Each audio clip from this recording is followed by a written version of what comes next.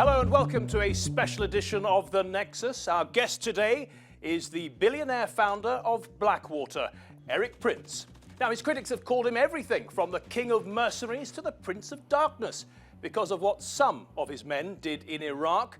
He now wants the keys to Afghanistan in an ambitious plan to privatize the war, a war that's been raging for 17 years. On my orders, the United States military has begun strikes against Al-Qaeda terrorist training camps and military installations of the Taliban regime in Afghanistan. We did not ask for this mission, but we will fulfill it. We will not waver. We will not tire. We will not falter. And we will not fail. A sobering milestone. We take a moment here to remember the now 1,000 Americans killed in the war in Afghanistan. You are protecting your country. You're achieving your objectives. You will succeed in your mission. It is my intention to finish the job. The number of U.S. military deaths has surpassed 2,000. Donald Trump is talking about reworking U.S. strategy in Afghanistan. 2,350 soldiers have died, and the U.S. has spent $686 billion. Our commitment is not unlimited, and our support is not a blank check. Now, one proposal is being put forward on Afghanistan, and it's coming from Erik Prince. What is the next step in dealing with Afghanistan? Well, the president has inherited a very expensive disaster. Right now, America, this year, 2019, will spend $62 billion just in Afghanistan. That's more than the entire UK defense budget. My plan would say 2,000 U.S. Special Forces remain and about 6,000 contractors. Somehow he believes 6,000 mercenaries and a small air force can solve Afghanistan's problems. NATO could not succeed with 140,000 troops 8 years ago. When the Americans put their nation's credibility on the line, privatizing it is probably not a wise idea. It takes power away from the government and it gives it to unaccountable private mercenaries. Afghanistan's ambassador said to me, contractors simply do not win wars. Now, Erik Prince is the founder of a private security firm, a military contractor, formerly known as Blackwater. There's also the issue of how Blackwater behaved in the past. Washington convicted 4 former Blackwater security guards in the 2007 shootings and killings of dozens of unarmed Iraqi civilians. For the president, he's got to say, after 16 years, when do we try something different? And Erik Prince joins us now. Mr. Prince, thank you for joining us in The Nexus. Good morning. How are you? Very well. Now, at the end of that last report, you said the President Trump needs to try something different. Is he looking at your plan yet? The president has given the Pentagon exactly what they wanted. In August of 2017, Pentagon asked for more money and more troops. He gave them that. They promised to deliver peace in Afghanistan, and that certainly hasn't happened. We've had more death. Yes, but is he looking at your plan now, given that these are circumstances that would make your plan perhaps more appealing? There are more and more people at CENTCOM and the Pentagon that are acknowledging that their very conventional approach isn't working. So yes, I would say it's being considered. Okay, look, it's on the public record that you've donated $250,000 to Trump's election campaign. Does that buy you any access? Are you benefiting from that in any way? No, it doesn't. And I have to ask you again, your sister is Betsy DeVos. She's in Trump's cabinet. Is she promoting your plan in any way? No, she's not. Okay, so you've got quite a job then to get this plan to the president. And I understand you've hired a lobbyist, Ron Phillips, and since September, he's been setting up meetings, or trying to, with Trump officials and congressmen. Has that got you anywhere? I haven't met with any Trump officials on the matter, and not something that, I was focused on a few members of Congress, and most of their time has been focused on the election. So we have new people in the White House now who may be more amenable to your plan. John Bolton, the National Security Advisor, Mike Pompeo, Jim Mattis. Have any of them expressed interest in your plan? Look, I briefed now Secretary Pompeo a couple of times last year when he was Director of Central Intelligence. He was interested and supportive. But look, Washington is about money and power. Yeah. And this is ultimately about whether the president has the moral courage to basically put a tourniquet on this unending bleeding going on in Afghanistan. Let me ask you about Jim Mattis, because I know that your plan is not conventional fourth-generation war, and that is what Jim Mattis is an expert in. How are you going to convince the general that this is a good plan? It's ultimately about convincing the president that this is a good plan, because the president is who makes that executive decision. Right, so we've dealt with the US government, and it's the key figure obviously is the president, the commander-in-chief. Will you also be seeking the approval of the Afghan government? Sure, and I've talked to a number of Afghan officials, including cabinet ministers, and they're supportive. President Ghani is not supportive. Yeah. Say anything that interrupts the money flow that they can steal makes it not interesting to them. Look, Ghani will parrot whatever the big Pentagon interest are. But I've talked to many of the members of the opposition, the people that will be running against Ghani in the next election, and they're very supportive. The Afghan government issued a statement a few weeks ago after you visited in September, and they said, under no circumstances will the Afghan government and people allow the counter-terrorism fight to become a private for-profit business. It would seem on the strength of that statement, the Afghans don't want you there. Well, the Afghan parliament has taken a number of resolutions which refute that because they are very supportive. And here's the thing. This is not a privatization. This is a rationalization. There's 30,000 contractors already in country. Taking that number significantly down is not a privatization, but rather a rationalization. Okay, well, let's get into the details of the plan now. Presently, as you've said, there are 15,000 US troops, 30,000 contractors in Afghanistan, and the bill is around $45 billion a year for the United States. Now, you say you can run the war with just 2,000 US special forces and around 6,000 contractors, and bring it in for around under $10 billion. I assume that's annually. Is that all correct? That's your plan? Sure. And the reason for that is you have $5 billion that you're spending right now for the Afghan security forces. The U.S. forces there cost $57 billion to keep them in the field and support them. That's where all those 30,000 contractors are primarily focused. But the difference is, the big issue is that the United States and NATO has never fixed the continuity issue. For the last 17 years, they've sent a conventional unit to the country. They spend the first 2 or 3 months getting to know the area, right? Afghanistan has a lot of difficult terrain. Then they might be productive for a few months, and then the last couple of months they're doing inventory and turning over, and they pick up and they ship that entire unit back to the United States, and they send a new one and start again. And we've done that same begin again rotation 30 times. Why do you think that the US military, which is described as the finest, most powerful military in the world, would make that fundamental error if it was so easy to remedy? Because they've never addressed the rotation and the personnel cycle as part of it. They've maintained a conventional war deterrent footing as a large military is supposed to do, and they've never adapted to a true unconventional warfare stance. The difference is I can pay a contractor to stay and live in the same valley with that unit year after year. And they go in for 90 days and they come home for 30 days. And they go back in for 90 days and home for 30, just like an oil field worker or a professional mariner on a ship. If the United States military finds your advice to be applicable, they could just use your advice and not employ private contractors like yourself. Is that possible? The problem for that is, first of all, there's not enough special forces on active duty in the military. Right. And I don't think they have a mechanism. Well, they certainly can't forcibly call up people into the reserves and send them out there and getting the pay differential, right? Because as a contractor, you can pay them to take more risks, to live in a more difficult, rough condition.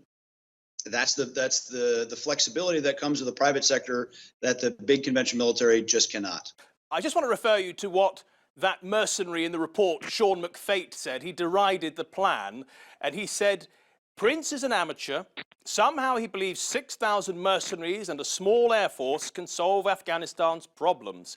This is magical thinking. NATO could not succeed with 140,000 troops 8 years ago when the Taliban was in retreat. Now they run half the country. What do you make of that? What worked in Afghanistan after 9/11 was 100 CIA and special forces guys backed by air power and working with local Afghans, and they stomped the hell out of the Taliban in a matter of weeks. So sometimes we hear the bill will be around $3.5 billion, at other times under $10 billion, and then the contractor numbers are 6,000 or 3,500. What accounts for that? Let me be clear. The 3,500, that's the ground mentors. Right. Okay.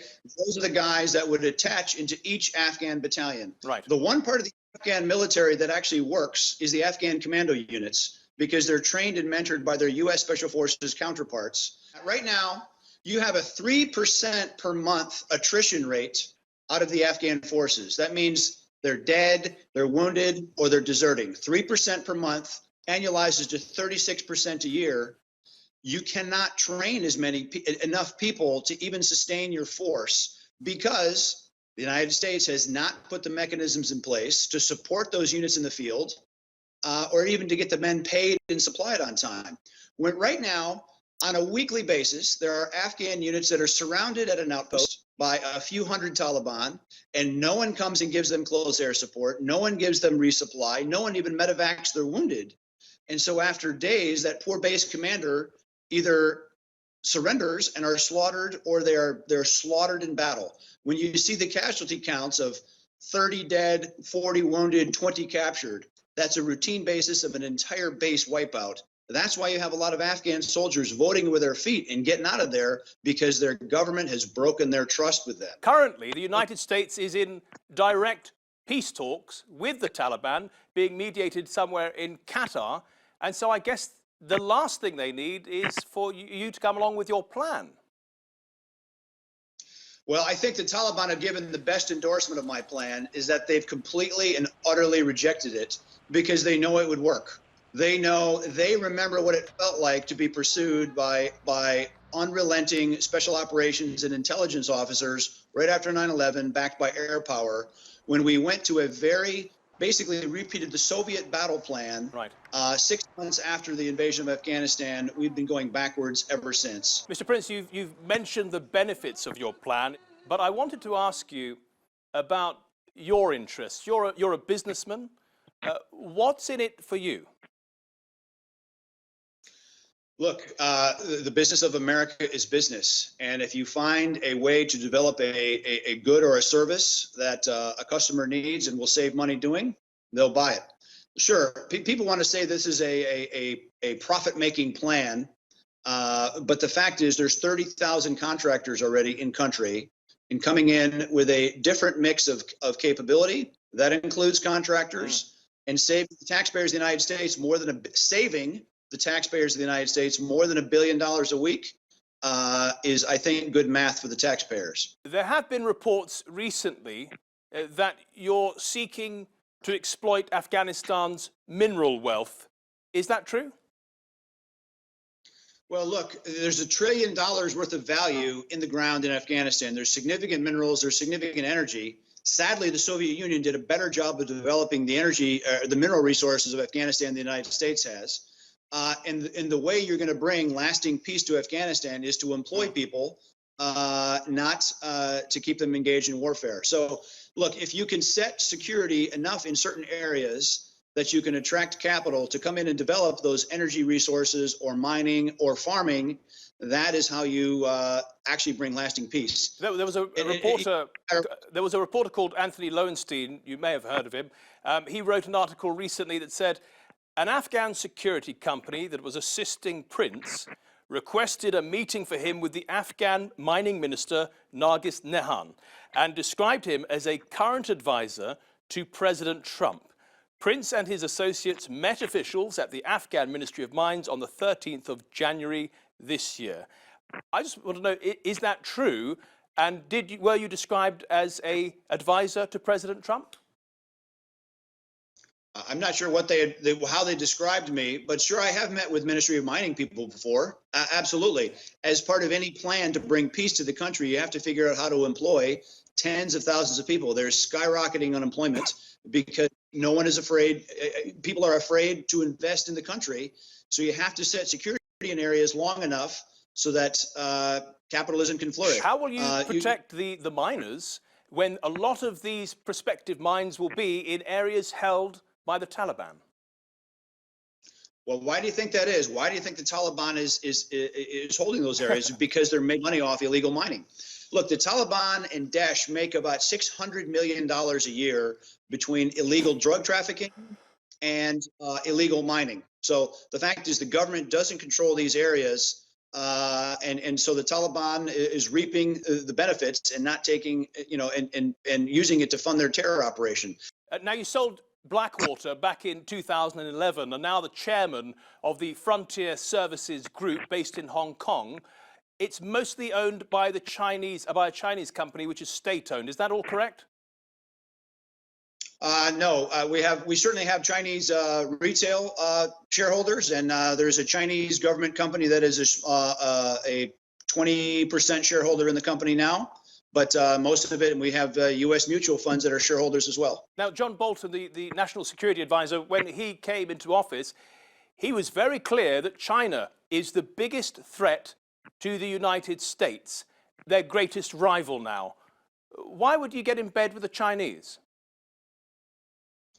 I'm working with a Hong Kong company that does logistics in Africa. We do transportation, we deliver groceries, we actually do most of the medevacs for the United Nations. There are theories that you're looking at Afghanistan and its mineral wealth and will perhaps open the way for China, which is very hungry for lithium and other properties like that, that would help their vastly growing economy.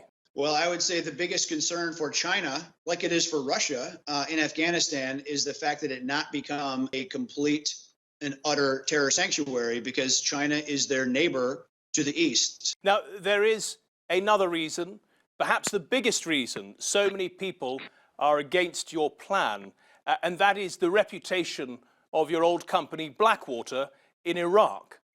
Perhaps the worst incident was in 2007, when a group of your employees opened fire on civilians in Nexus Square in Baghdad, killing 17 people. لا تعرضوا إلى إطلاق نار ولا حد اعتدى عليهم ولا حد ضربهم ولا كتل قصف الضرب من عندهم بإطلاق النار عشوائي على كل الناس. ناس ماتت بالشارع بقت. Now, as we heard, they were tried in the United States. One was convicted of murder, 3 of manslaughter. An FBI investigation found that of the 17 Iraqis killed by the guards, at least 14 were shot without cause. Mr. Prince, why should Afghans trust and welcome your forces into their country, knowing what's happened in Iraq? Sure. That's any death, any civilian death is a tragedy. And there's been 87,000 civilian deaths in Iraq after the Nexus Square incident, just to give perspective on that. And to give perspective on the Nexus Square incident, in Baghdad that previous week, there was 4 different attacks on company personnel. A helicopter shot down, multiple ambushes of vehicles that blew them up and put guys in the hospital. And the Nexus Square event started with an enormous car bomb that went off. And that team was sent to a traffic circle to clear the traffic circle so that the fleeing team carrying a U.S. government official could move smoothly through the area. Part of their intelligence was to be on the lookout for a white Kia, which was likely rigged as a suicide car bomb. Remember, this is just minutes after an enormous car bomb had already gone off. All the traffic in that traffic circle stopped, except for the white Kia. And sadly, shots were taken to stop that white Kia, and a firefight resulted. There's been so much inaccuracy, and there's 11 people that were killed in Nexus Square, not 17, okay? We hired the actual former chief prosecutor of Iraq, the guy that actually prosecuted Saddam, to investigate and to visit with each of the family members, and there was 11 killed. Well, okay? Why does the FBI say that 14 of the people were shot without cause? The investigation for the FBI didn't start until almost a month after the event happened. So it's very difficult for them to do a crime scene analysis almost a month after even the event happened. Well, this brings us to accountability. Now, in Iraq, these men were taken back to the United States and tried there. There have been a lot of legal problems which, you know, still have not been resolved. Will you change the model for Afghanistan, the model of accountability? Sure, I recommended that this model be done under the Uniform Code of Military Justice, which is U.S. military law, so that any contractor working on this mission, okay, by being attached to the Afghan government, could still be held to account under the UCMJ in country. Okay, so the investigation and the prosecution can happen in Afghanistan, and any contractor. The investigation, Afghans or Americans? Combined. A joint investigation. And who will ultimately find them guilty or not guilty? An Afghan judge or an American judge? A jury of blended U.S. military and Afghan military officers. And if they are found guilty, where do they serve their sentence? Back in their country of record. And there they may have further legal channels to overturn those convictions. No, that would be on a case-by-case basis. Look, the people that would fulfill this contract would either be U.S. citizens or NATO members. Can you imagine people wanting to sign up to fight in Afghanistan knowing that Afghans may be trying them? Sure. Look, they have a higher confidence in a UCMJ format than the mess of bringing it back to a federal court in the United States with a jury that can't even find Afghanistan on a map, let alone trying to ascertain a split-second battlefield decision-making, crisis problem. You mentioned that it was one incident and that many thousands of other Iraqi civilians were killed and not at the hands of Blackwater guards. But there are other instances of Blackwater guards contractors behaving badly in Iraq. There were reports of Iraqis describing Blackwater guards driving down the wrong side of the road, firing guns above their heads. There's video of an Iraqi woman being run down. No one stops to even check. And a Blackwater contractor shooting dead the vice president's bodyguard in a very murky incident that may have involved alcohol. Do you think that mercenaries or professional fighters in another country are going to have the reputation to settle Afghan nerves? Here's the thing. The company did more than 100,000 protective missions between Iraq and Afghanistan. No one under our care was ever killed or injured. And the fact is, every one of those use of force incidents, okay, at time when a firearm is used, were less than 0.5% of all those missions. It is the case that they kept those people safe, but did cost-cutting lead to the death of 4 Blackwater employees? They were shot and burned and hanged, and that awful incident was one of the catalysts that led to the Battle of Fallujah and all the devastation that flowed from that. Sure, and sadly, in that case, the company was accused of not providing enough firepower and not reacting with enough violence. Okay? And was Blackwater guilty of that?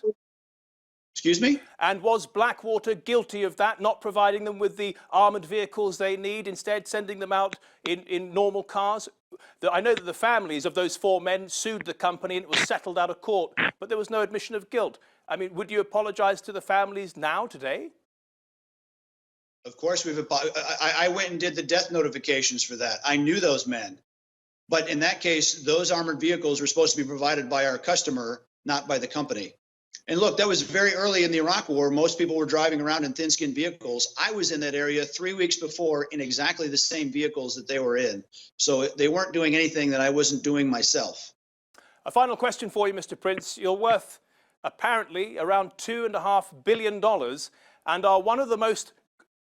Once again, you and the media get it I said apparently, and I'm more than willing to be corrected by you. How much are you worth?